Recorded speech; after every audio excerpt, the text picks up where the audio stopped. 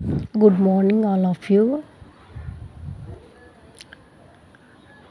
Please subscribe చేసుకోండి ఛానల్ని, like చేయండి, షేర్ చేయండి. మార్నింగ్ నేను లేచిన వెంటనే ఫస్ట్ మొక్కల దగ్గరికి వెళ్తానండి.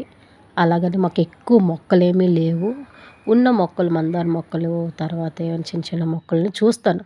వీటిలో మొగ్గలు వచ్చాయా లేదా ఏంటని చూసుకొని అప్పుడు నెక్స్ట్ ప్రాసెస్ అంటే టీ పెట్టాలి చెయ్యాలి అని. మేము విశాఖ డైరీ పాలైతే వాడతామండి. టీ పెడుతున్నాను.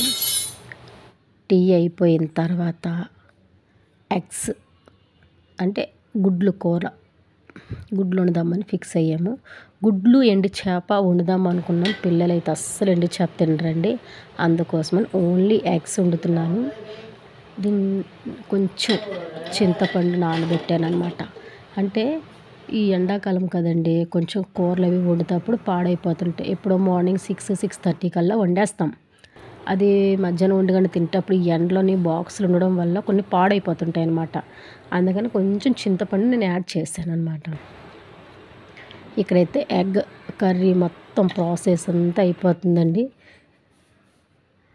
మధ్యలోని ఇది ఏంటంటారు, ములంకాళ్ళు కూడా వేశాను. చూడండి ఒకసారి.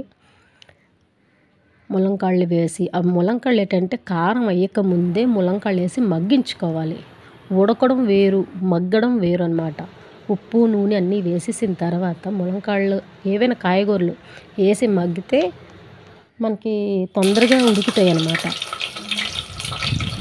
ములంకాళ్ళు, ఉల్లిపాయలు, టమాటీలు ఆల్మోస్ట్ అన్నీ వేగిపోయిన తర్వాత కారం వేసేసాను.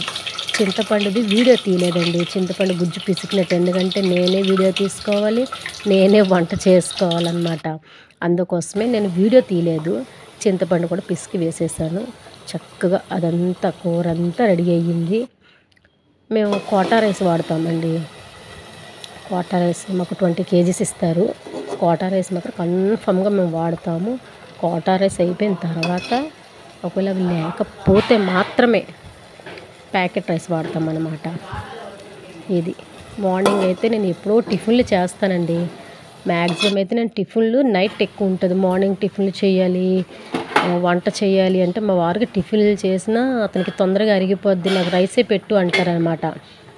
ఎందుకంటే అతను చేసే పని కష్టం. అందువల్ల ఏమిటంటే నేను ఫస్ట్ రైసే తింటారు, అందరూ రైస్ తింటారు. ఒక్కొక్కసారి టిఫిన్ చేస్తాం, కానీ అలాగని ఇంట్లో మాకు టిఫిన్లు అవుతాయి. కన్ఫర్మ్గా బయట నుంచి తెచ్చుకునేది చాలా తక్కువ అనమాట. తనకైతే 7:50 కల్లా బాక్స్ రెడీ అయిపోవాలి. తను సెంటరింగ్ వర్క్ చేస్తారనమాట. కార్పెంటర్ పని గట్టిగా ఉంటుంది ఎండలో కదండి. అలాగే ఫుడ్ కూడా ఉండాలి. మేము తీసుకోవాల్సిన జాగ్రత్తలు అయితే ఇవి ప్రస్తుతానికి వంట విషయంలోనే. ఇంకా ఏమైనా వీడియోస్ కావాలి అనుకుంటే ప్లీజ్ లైక్, షేర్.